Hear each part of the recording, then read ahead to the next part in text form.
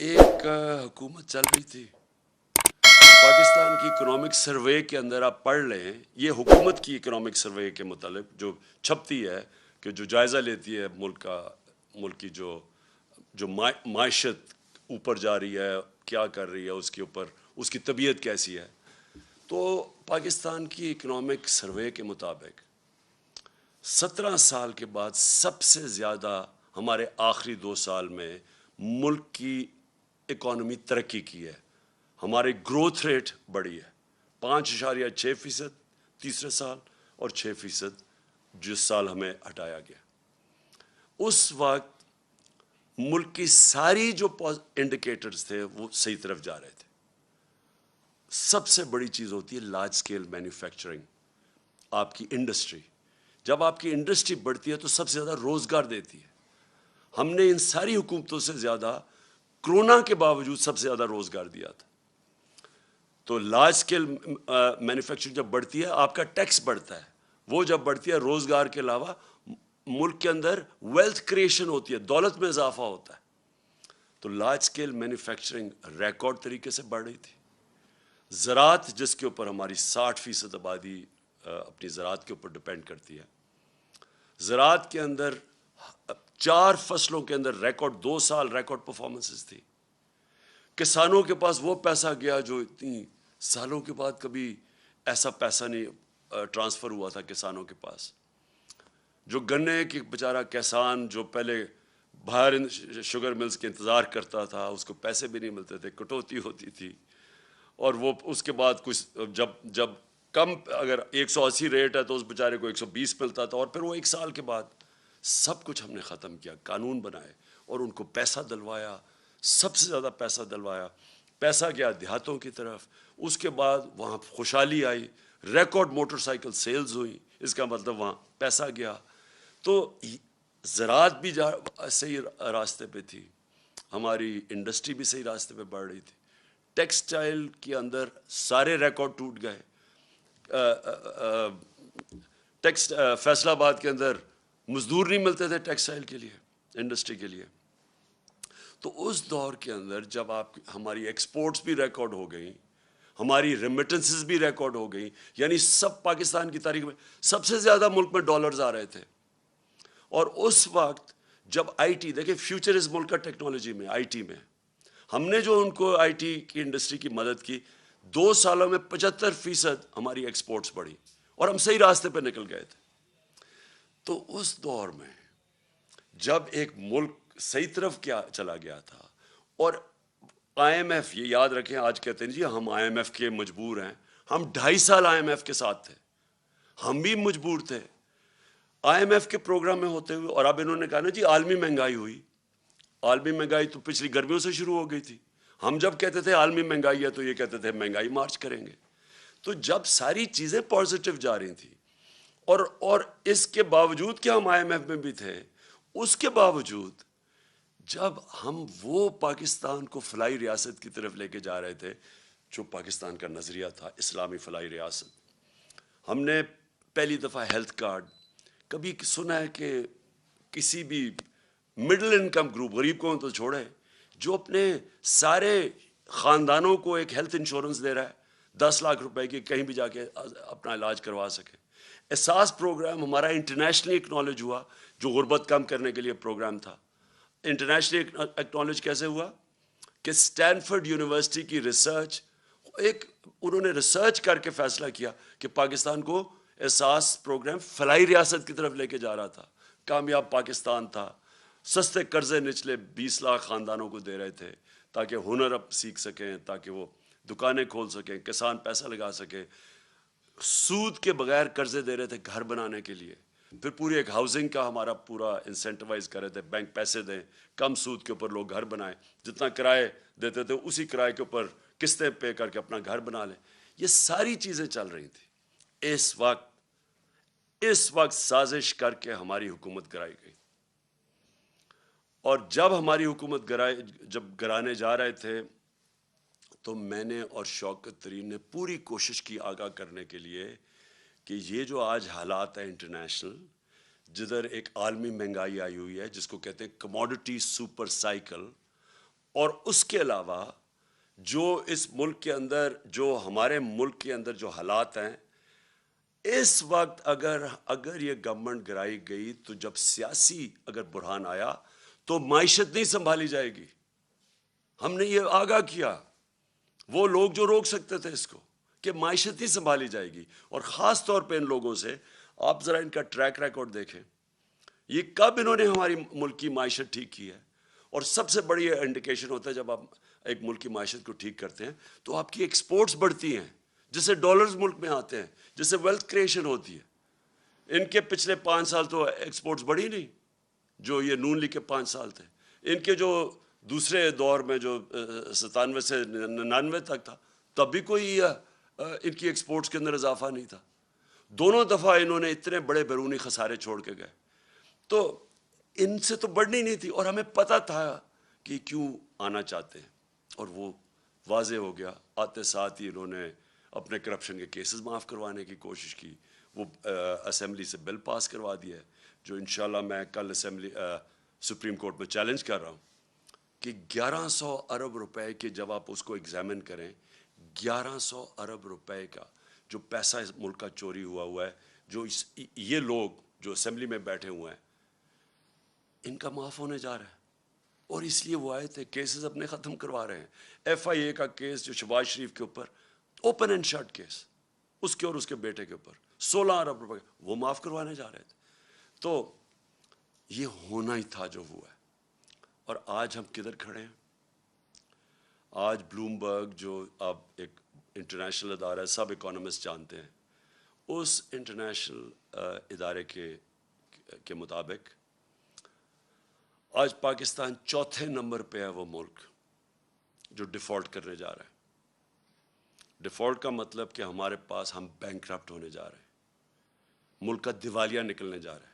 جس طرح سری لنکا جو نمبر 1 پہ ہے، جس طرح سری لنکا کا حال ہے، اب ہم 4تھے نمبر پہ آ گئے. اور موڈیز نے پاکستان کی نیگیٹو ریٹنگ کر دی ہے. موڈیز ہے جو ادارہ فیصلے کرتا ہے کہ ملک کے قرضے دینے کی اس کی کیا قابلیت ہے، قرضے واپس کرنے کی کیا قابلیت ہے.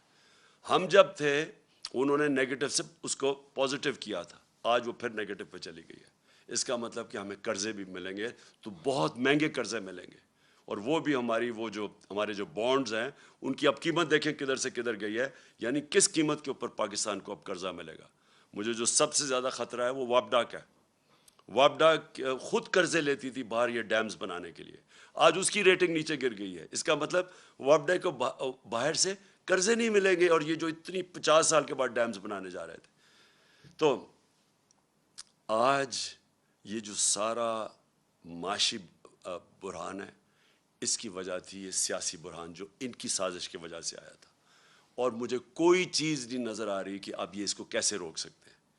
آپ یہ سوچیں کہ ریزروز ہمارے آدھے ہو گئے جب سے یہ آئے ہیں، جب سے یہ سیاسی بحران شروع کیا تھا اس سے اب آدھے ریزروز ہیں جو فارن ایکسچینج. روپیہ ہمارا گر کے تقریباً 28 روپے گر چکا ہے. اور سب سے خطرناک چیز یہ ہے کہ آئی ایم ایف کی اگریمنٹ کے سائن ہونے لگی ہے، روپے کو تو مضبوط ہونا چاہیے تھا، وہ مزید اور 10 روپیہ گر گیا. تو آگے اگر جس طرح کے حالات ہیں، آگے اگر اب ہم نے سبق نہ سیکھا اور یہ نہ سمجھا کہ جب تک سیاسی سٹیبلٹی، جب تک سیاسی بحران ختم نہیں ہوگا، یہ معیشت اب اور مزید نیچے جائے گی. اور مجھے خطرہ ہے کہ ادھر ہی نہ پہنچ جائے کہ سب کے ہاتھ سے ہی نکل جائے. اس لیے ایک ہی راستہ ہے اب آگے، اور وہ ایک راستہ ہے صاف اور شفاف الیکشنز کروانے کا. اور میں آج اپنی قوم کے سامنے جو چیز رکھنا چاہتا ہوں، جس طرح کا انہوں نے پنجاب میں الیکشن کروایا، ایسا اگر الیکشن کروانا ہے اور اگر یہ اسی طرح کے آگے الیکشن کروانے ہیں، میں آپ کو یقین دلاتا ہوں کہ اس سے بحران بڑھے گا، کم نہیں ہوگا. ہر حربہ استعمال کیا گیا ہمیں الیکشن ہرانے کا. ساری جتنی پنجاب کی حکومت کے پاس جتنے بھی طریقے تھے ہمیں الیکشن ہرانے کے، انہوں نے سارے استعمال کیے. سپریم کورٹ کی ججمنٹ تھی کہ کسی قسم کا جب انہوں نے ایک غیر آئینی طور پہ انہوں نے اجازت دی حمزہ شریف کو چیف منسٹر بننے کی، تو سپریم کورٹ نے ساتھ کہا کہ کسی قسم کی مداخلت نہیں ہوگی اسٹیٹ مشینری کی الیکشن پہ۔ انہوں نے ہر قسم کی مداخلت کی، ایک تو اسٹیٹ مشینری پوری استعمال کی، ایف آئی آرز کاٹی، پولیس کے ذریعے ڈرایا دھمکایا گیا، ہر جگہ سے ہمارے پاس کمپلینٹس آئے کہ جو پولیس نے حرکتیں کی۔ کئی جگہ تھے ایسے پولیس آفیسرز، تو وہ میں آج داد دوں گا، وہ اس کے باوجود کہ ان کے اوپر پریشر ڈالا گیا کہ مدد کریں ان کو جتانے کی نون لیگ کو، اس کے باوجود انہوں نے ریزسٹ کیا، ان کو میں سلام کرتا ہوں۔ لیکن میرے ایک وہ یاد ہے مجھے جس پولیس آفیسر نے صرف یہی نہیں کہ انہوں نے مداخلت کی، وہ بلکہ نون لیگ کے جالے بن کے انہوں نے ہمارے خلاف ایکٹیویٹی کی، ہمیں ایک یاد ہے۔ سپریم کورٹ کی یہ وائلیشن تھی، کنٹیمپٹ تھا سپریم کورٹ نے جو ان کو کہا تھا کہ انہوں نے کسی قسم کی، کیونکہ یہ عارضی چیف منسٹر، یہ کیئر ٹیکر ٹائپ تھا، اس کا کام ہی نہیں تھا حمزہ شریف کا کہ جس طرح استعمال کرتا پولیس کو۔ لیکن مجھے جو سب سے زیادہ مجھے جو افسوس ہے وہ یہ چیف الیکشن کمشنر کے اوپر ہے۔ چیف الیکشن کمشنر نے جو بددیانت داری کی ہے، ایک تو اہلیت بھی اس کے اندر نہیں ہے، 40 لاکھ لوگوں کو انہوں نے ان کو پتہ چلا کہ جی وہ کوئی کمپیوٹر مسٹیک ہوئی اور مر گئے۔ کہیں دنیا کے اندر اور اگر یہ ہوتا 40 لاکھ ووٹر مر جاتے، اس کو ریزائن کرنا پڑتا۔ لیکن اس کے علاوہ اس نے پوری طرح شرکت کی نون لیگ کو جتانے کے لیے۔ ہم 8 ہمارے پاس کیسز ہیں، 8 کیسز ہیں جو ہم الیکشن کمیشن کے پاس گئے اور وہ جائز کیسز لے کے اس کے پاس گئے، اس نے ریجیکٹ کر دیے۔ ہم پھر عدالت میں گئے اور 8 دفعہ عدالت نے ہمارے ساتھ کھڑے ہو کے ان کو اوور رول کیا، الیکشن کمیشن کو، جس کا مطلب کہ الیکشن کمیشن نے جان کے ہمارے خلاف ججمنٹ دی تھی۔ اس الیکشن کمشنر کے اوپر ہمیں کوئی اعتماد نہیں ہے۔ انہوں نے الیکشن کروایا سینٹ کا، سپریم کورٹ نے اجازت دی کہ آپ سینٹ کے ووٹ کو ویریفائی کریں۔ اس الیکشن کمیشن کو اور ساری پولیٹیکل پارٹیز کو پتہ ہے کہ 30 سال سے سینٹ کے سیکرٹ بیلٹ کے اوپر پیسہ چلتا ہے۔ میں نے پوری کوشش کی، ہم ہی سپریم کورٹ کے پاس گئے اور سپریم کورٹ نے اس کو روکنے کے لیے اجازت دی کہ ہاں آپ ووٹ کو ویریفائی کر سکتے ہیں۔ اس الیکشن کمیشن نے اس کو اوور رول کیا، اور اس کے بعد جو الیکشن ہوا، جو پچھلے سینٹ الیکشن میں پیسہ چلا ہے، پاکستان کی تاریخ میں اتنا پیسہ نہیں چلا۔ یوسف رضا گیلانی کا بھائی بیٹا پکڑا گیا پیسے دیتے ہوئے، اسی الیکشن کمیشن نے اس کو انویسٹیگیٹ کیا۔ 1.25 سال ہو گیا، کوئی ایکشن نہیں لیا اس نے۔ یعنی کسی اور دنیا کے اندر ایک الیکشن کمشنر جس کا کام ہے، اس کا مینڈیٹ ہے فری اینڈ فیئر الیکشن، وہ جب دیکھتا پکڑا گیا کوئی الیکشن کی چوری کرتے ہوئے پیسے دے کے رشوت، کوئی ایکشن نہیں لیا، جس کی وجہ سے کھلے عام تصویریں آئی ہیں کہ الیکشن کے اندر پیسہ چل رہا تھا، خریدے جا رہے تھے ووٹ، خانے وال کے اندر تصویریں آئی ہیں، پیسے دے رہے ہیں، ابھی اس الیکشن کے اندر کھلے پیسے دے رہے ہیں۔ یہ وائلیشن ہے، یہ الیکشن، یہ ساری جو الیکشن کمیشن کے اندر جو قوانین ہے، آپ پیسے دے کے ووٹ نہیں خرید سکتے، رشوت نہیں آپ دے سکتے۔ کسی کو ڈر ہی نہیں تھا، کیونکہ اس نے کبھی روکا ہی کسی کو نہیں، کیونکہ یہ صرف روکتا تھا تحریک انصاف کو۔ اس کے سارے فیصلے ہمارے خلاف گئے اور یہ ان کو مدد کرتا تھا۔ اب سندھ کے اندر لوکل گورنمنٹ الیکشن ہوا، کبھی الیکشن کمیشنر نے کوشش کیا پتہ چلوانے کے لیے کہ Sindh election, local government election میں 15% کینڈیڈیٹ سے ٹکٹ ان اپوز جیت گئی پیپلز پارٹی، کبھی پتہ چلوایا؟ ڈسکا کا الیکشن ہوا، وہ تقریباً 400 پولنگ سٹیشن میں صرف 20 پولنگ سٹیشنز کے اوپر آر او نے کہا کہ بے ضابطے ہوئی ہیں۔ اس نے سارا الیکشن کھول دیا پی ٹی آئی کے ہمارے اگینسٹ، جو ہمیں ہروایا اس نے۔ تو جب لوکل گورنمنٹ الیکشن سندھ کا ہوا ہے، 15% لوگوں نے الیکشن پہ کھڑے ہی نہیں ہوئے، پتہ چلوایا کیوں؟ اور جب پتہ چلوائیں گے پیپلز پارٹی، یہ حکومت نے پوری پولیس کا استعمال کیا، پتہ چلوائیں کتنوں کے اوپر ایف آئی آرز کاٹی انہوں نے، اور پتہ چلوائیں کہ کیوں سندھ کا الیکشن کمیشن نے، جو ان کا سندھ کا الیکشن کمیشن، کیوں نہیں وہ بولا؟ کیونکہ وہ سندھ گورنمنٹ کا نوکر ہے. وہ دونوں جگہ سے پیسے لے رہا ہے, سندھ گورنمنٹ سے بھی لے رہا ہے, الیکشن کمیشن سے بھی لے رہا ہے. اس کا کورٹ پڑا ہوا ہے, اس کا کیس پڑا ہوا ہے سپریم کورٹ میں, جو سنا ہی نہیں جا رہا. تو کیا وجہ ہے کہ یہ اتنی بڑی الیکشن کے اندر جو اوپنلی دھاندلیاں ہوتی ہیں اس کو فکر ہی نہیں ہے. صرف تحریک انصاف ڈسکا کے اوپر وہ کھڑا ہو گیا کہ جی بڑا اس نے کوئی انصاف دینا. یہ اس الیکشن کے اندر اس الیکشن کمیشن نے ہر حربہ استعمال کیا ہمیں ہرانے کا. ہم آج جیتے ہیں تو اس کے باوجود ہم جیتے ہیں تو اسٹیٹ مشینری جو انہوں نے استعمال کی اس کے باوجود جیتے ہیں. ہم جیتے اس لیے ہیں کہ پاکستان کے ووٹر جس طرح نکلا ہے, جنرل الیکشن میں ایسا ووٹر نہیں نکلا جو کہ اس بائی الیکشن میں نکلا ہے. میں 26 سال سے جلسے کر رہا ہوں. میری تو کوئی الیکٹیبل نہ تھا, نہ میری کوئی فیملی تھی پالیٹکس میں. میں تو شروعات تھوڑے سے لوگوں سے اور آہستہ آہستہ پبلک میں جا کے بیداری پیدا کر کے, اور ایک دن 14-15 سال کے بعد دن ایسا آیا کہ لوگوں نے میری بات سننی شروع کر دی. باتیں یہی میں کہہ رہا ہوں, پاکستان کا مطلب کیا, لا الہ الا اللہ, یہ میں 26 سال سے کہہ رہا ہوں, یہ کوئی نئی بات نہیں کر رہا. لیکن ایک وقت آیا کہ اللہ نے لوگوں کے دلوں میں ڈال دیا اور میری پارٹی کھڑی ہونی شروع ہوئی, اور میں نے ساری پالیٹکس کی ہے پبلک کو ساتھ ملا کے. کبھی 26 سال میں نے کبھی اس طرح کی بیداری نہیں دیکھی, میں نے کبھی اپنی قوم میں ایسا شعور نہیں دیکھا جو میں نے اس بائی الیکشن ان 3 مہینے میں دیکھا. جب مجھے سازش کے تحت 9 اپریل کو جب میں پرائم منسٹر ہاؤس سے نکلا اپنی ڈائری پکڑ کے, تو میرے مخالفین سب کا جنہوں نے سازش کی ان کا خیال تھا کہ اب مٹھائیاں بانٹے گی اور ساری دنیا اس کو برا بھلا کہے گی. میڈیا کا پورا ایک گروپ ساتھ ملا ہوا تھا ان کے, اور ان میڈیا نے پوری کیمپین چلائی اس کے اگینسٹ. میں پھر سلام کرتا ہوں وہ میڈیا جو اس کے باوجود کھڑا رائے حق پہ, سچ پہ. کیمپین چلائی گئی, انہوں نے پہلے بلیک آؤٹ کروایا ہمارا, اور پھر ان ساروں نے آ کے میرے پر کیسز بنانے شروع کر دیے. ہمیں جو 25 ہم جب ایک پرامن احتجاج کر رہے تھے کہ بیرونی سازش کے تحت ان کو بٹھایا ہے, وہ لوگ 60% کیبنٹ ضمانت پہ.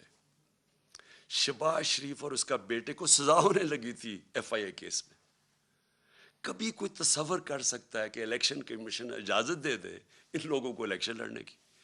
عموماً ساری دنیا میں الیکشن کمیشن, اگر آپ کے اوپر آپ انڈر ٹرائل ہوں, آپ کے اوپر اربوں روپے کے کرپشن کے کیسز ہوں, تو عموماً الیکشن کمیشن کہتی ہے کہ پہلے اپنے آپ کو کلیئر کرو اور پھر آ کے الیکشن لڑو. یہاں الیکشن لڑا رہے تھے اپنے آپ کو کلیئر کرنے کے لیے کرپشن سے. یہ کبھی دنیا میں ایسے نہیں ہوا کہ آپ پہلے الیکشن لڑیں, آپ اقتدار میں, اور پھر اپنے کیسز ختم کر دیں, یعنی خود ہی ملزم ہی قاضی بن جائے. یہ الیکشن کمیشن نے اجازت دی تھی ان کو. یہ لوگ آ کے اوپر بیٹھے. 25 مئی کو میں کبھی نہیں بھولوں گا, قوم نکلی, ساری قوم نکلی ان کے خلاف جو انہوں نے یہ ہمارے ملک سے ظلم کیا. اور انہوں نے ان لوگوں کے اوپر جس طرح کا تشدد کیا, وہ پولیس والوں نے جو کیا پنجاب کے اندر, اور ایک پولیس والا مجھے یاد ہے, انہوں نے جو کیا پنجاب میں, یہ جو رانا ثناء اللہ اور شہباز شریف نے یہ جو جہاں ظلم کیا اسلام آباد میں, اور ان کو شرم نہیں آئی کہ وہاں فیملیز نظر آ رہی ہیں اور ان کے اوپر یہ ٹیئر گیسنگ کر رہے ہیں, اور صرف اس لیے ڈر لگے, خوف پھیلانے کے لیے کہ ہم ان کو اتنا خوف پھیلائیں گے کہ یہ چپ کر کے بیٹھ جائیں گے, کیونکہ یہ بھیڑ بکری ہیں. یہ آپ کو انسان نہیں سمجھتے, یہ قوم کو بھیڑ بکریاں سمجھتی ہیں کہ جو مرضی آ کے فیتے کاٹ لو اور شہباز شریف ادھر بھاگ جائے تو سمجھے کہ جی لوگ بیوقوف ہیں, مان جائیں گے. تھوڑی دیر کے لیے سب کو آپ پاگل بنا سکتے ہیں. سارا وقت کوئی بھی انسان نہیں آیا جو کہ سب لوگوں کو پاگل بنا سکے, اور یہ واضح ہو گیا جس طرح پبلک نکلی ہے. انہوں نے ڈرانے کی کوشش کی, لوگوں نے اپنی جو خوف کا جو بت ہے اس کو توڑ دیا. پبلک نکلا ہی باہر, اور پبلک نے ہر چیز, انہوں نے ووٹس پھینکی ہوئی تھی لوگوں کو, فیملی تو ایک فیملی کا ادھر ووٹ ہے دوسرا کا وہاں باہر, یعنی جو انہوں نے یہ الیکشن کمیشن نے حرکت کرنی تھی سب کر دی. اس کے باوجود عوام نے ان کو شکست دی. اور میں وہ جو 25 مئی کو جو قوم کھڑی ہوئی ہے اس دن, اور جو انہوں نے برداشت کیا اور اس کے بعد بار بار نکلتی رہی ہے, کبھی اتنے بڑے جلسے نہیں ہوئے. اس سے یہ ثابت ہو گیا جو میں آج شروع کی تھی اپنی تقریر کہ میں اس لیے آج بڑا خوش ہوں کہ میری قوم آج قوم بننے جا رہی ہے. لوگ جاگ چکے ہیں, شعور آ گیا, بیداری ہے لوگوں کے اندر. اب آپ جو مرضی کر لیں, یہ جو بوتل سے جن نکلا ہے نا شعور کا, اس کو واپس نہیں اب ڈال سکتے. جو بھی کوشش کرے گا اب کہ پبلک کے مینڈیٹ کو چوری کرے, کوئی بھی سمجھتا ہے کہ بند کمرے میں فیصلہ کر لیں گے ملک کے مستقبل کا, اب یہ کسی غلط فہمی میں نہ رہے. یہ ملک اب, یہ قوم حقیقی آزادی کی طرف چلی گئی ہے. یہ جو ساری کیمپین تھی یہ لوگوں نے اس لیے نہیں کی کہ یہ کوئی بائی الیکشن ہو رہا ہے. لوگ اپنی حقیقی آزادی کے لیے نکلے ہوئے تھے. جو میں نے آج جب جذبہ دیکھا ہے 26 سال کی پولیٹکس میں, میں نے کبھی اس قوم میں وہ جذبہ نہیں دیکھا. میں نے ایسے نہیں لوگوں کو نکلتے دیکھا. اور میں اس لیے کہہ رہا ہوں کہ اب 2 ہی راستے رہ گئے. جو بھی اب کوشش کرے گا نا کہ ان کا مینڈیٹ چوری کرنے کے لیے, وہ خود جس طرح یہ انہوں نے شکست ہوئی ہے نون لیگ کو, ان کو شکست ہو جائے گی. ایک راستہ ہے اب قوم کا, اور وہ راستہ ہے صاف اور شفاف الیکشنز. جو اس کے علاوہ میں بار بار کہہ رہا ہوں, اور میں جب مجھے انہوں نے ہٹایا وہاں سے, جب ہٹانے کی کوشش کر رہے تھے, تو میں نے آپ کو پتا کہ میں نے الیکشنز اناؤنس کر دیے تھے, لیکن پھر وہ ہماری عدالتوں نے اس کو اوور ٹرن کر دیا. میں ابھی بھی سمجھتا ہوں کہ ملک کے لیے وہ بہترین فیصلہ تھا. اگر سیاسی انتشار پیدا ہی کر دیا تو بیسٹ طریقہ عوام کو فیصلہ کرنے دیں کون کس کو وہ چاہتے ہیں کہ اس ملک کی قیادت کرے. میں ابھی بھی یہ کہہ رہا ہوں, ایک راستہ ہے اس قوم کا, صاف اور شفاف الیکشن. اور صاف اور شفاف الیکشن اس الیکشن کمیشن کے اندر نیچے کبھی بھی نہیں ہو سکتا. یہ ایک ملک کی جو سب سے بڑی سیاسی جماعت ہے, اس کو کوئی اعتماد ہی اس الیکشن کمیشنر پہ نہیں ہے. بار بار یہ ہمیں ڈسا ہے, بار بار یہ ہمارے خلاف کیا ہے, اور اس نے کھل کے ہمارے اسٹیٹمنٹس دیے ہیں, اور ہمیں پتہ ہے یہ لاہور میں جا کے کن کے قدموں میں بیٹھتا رہتا. میں یہ اس الیکشن کمیشنر کو آج کہوں گا کہ آپ کے پاس راستہ ہے, آپ ریزائن کریں. ایک ہی آپ کے لیے طریقہ ہے. آپ ہو ہی نہیں سکتا کہ جب میچ کھیلنے جا رہے ہیں, 2 ٹیمیں ہیں, ایک ٹیم کہتی ہے مجھے امپائر پہ اعتماد ہی نہیں ہے. کرکٹ میں بھی جب ہم میچ کھیلنے جاتے تھے ہم کہتے تھے ایک امپائر پہ اعتماد نہیں, اس امپائر کو ہٹایا جاتا تھا. ہمیں اعتماد ہی نہیں ہے اس کے اوپر, اور یہ ہمارے اوپر مسلط ہوا ہے. اور دوسری چیز, جج ہے, یہ امپائر الیکشن کے جج بھی ہے. جج کا کام کر رہے ہیں نا, 2 جو کمپیٹ کر رہے ہیں, جج نے فیصلہ کرنا ہے. ہر عدالت کے اندر اگر آپ ایک جج کو سمجھتے ہیں متنازع ہے, وہ ریکیوز کرتا ہے اپنے آپ کو. تو مہربانی کر کے آپ کو ریزائن کرنا چاہیے. ہمیں کوئی آپ کے اوپر کانفیڈنس نہیں ہے, قوم کو آپ کے اوپر کوئی کانفیڈنس نہیں ہے. آپ ایک بائسڈ آدمی ہیں, اور آپ ایک پارٹی کے ساتھ بالکل جڑے ہوئے ہیں. اور آپ نے جو سندھ کا بھی الیکشن کروایا, اس کا آپ ذرا سندھ کے لوگوں سے پوچھیں, ذرا سروے کروائیں سندھ میں کہ جو لوکل گورنمنٹ کا الیکشن ہوا ہے کیا عوام اس کو تسلیم کرتی ہے. اس لیے میں آخر میں اللہ کا شکر پھر سے کرتا ہوں. اپنے نبی صلی اللہ علیہ وسلم کا ہمارے اوپر نظر ہے, ہم ان کی امت ہیں. میں اپنی عوام کا, خاص طور پہ پھر سے اپنے نوجوانوں کا, اپنی خواتین کا, ان کا سب میں شکر ادا کرتا ہوں, شکریہ ادا کرتا ہوں جس طرح وہ جس تعداد میں نکلے. اور میں اس میڈیا کا بھی شکر ادا کرتا ہوں, شکریہ ادا کرتا ہوں, جنہوں نے ہر پریشر کے باوجود انہوں نے ہماری سپورٹ کی. انہوں نے ہماری سپورٹ کیا کی, انہوں نے ہمیں بلیک آؤٹ نہیں کیا, ہمیں موقع دیا اپنا موقف رکھنے کا. اور مجھے پتہ ہے کہ کس طرح کے پریشرز تھے. اب پاکستان کو آگے بڑھنا چاہیے. ہمارے سامنے بڑے چیلنجز ہیں جو سازش کے تحت ملک کو ڈی سٹیبلائز کر دیا, اور معیشت جو نیچے جا رہی ہے, عوام مہنگائی میں پس گئی ہے. آج حالات دیکھیں کہ آج جو پٹرول اور ڈیزل ہے اس کی قیمت دیکھیں کہ انہوں نے 18 روپے پیٹرول کم کیا ہے, اور 35 روپے ڈیزل کم کیا, اور پہلے ڈیزل کو 130 روپے بڑھا دیا اور پٹرول کو 100 روپیہ بڑھا دیا. انٹرنیشنل مارکیٹ کے اندر آج جب ہم گئے تھے تو تیل بک رہا تھا 103 روپے, 103 ڈالر پہ بک رہا تھا تیل. آج وہ 95 پہ پہنچ گیا. تو ان کو نیچے کرنا چاہیے. اس وقت بھی لوگوں کے اوپر کم بوجھ ڈالنا چاہیے. لیکن معیشت تب ٹھیک ہوگی جب یہاں سیاسی سٹیبلٹی آئے گی, استحکام ہوگا. اور اس لیے میں آج ساری اپنی قوم کو اپیل کرتا ہوں کہ ہم سب کو اب ایک ہی طرف دیکھنا چاہیے کہ کیسے ہم اس ملک میں صاف اور شفاف الیکشن کروا کے اس ملک کو اب اٹھا سکتے ہیں, ڈیولپمنٹ کی طرف لے سکتے ہیں. میرا جو تجربہ ہوا ہے 3.5 سال میں, ایک دفعہ سیاسی سٹیبلٹی آ جائے ملک میں, سیاسی استحکام آ جائے, یہ ملک کے اندر اتنا بڑا پوٹینشیل ہے بڑھنے کا. اور سب سے بڑا آخر میں کہہ بھی دوں جو پوٹینشیل ہے, دیکھیں ہماری ایکسپورٹس بڑھنے میں ہمارا سب سے مسئلہ کیا ہے کہ ہمارے ڈالر کم ہو جاتے ہیں.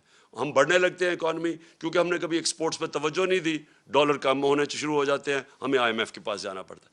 لیکن ہمارا اتنا بڑا اثاثہ بیٹھا ہوا ہے باہر, بیرون ملک پاکستانی, یہ ہمارا بہت بڑا اثاثہ ہے. ہم جیسے جیسے یہاں سیاسی استحکام آتا جائے گا, سٹیبلٹی آتی جائے گی, یہ لوگ انویسٹ کریں گے پاکستان میں.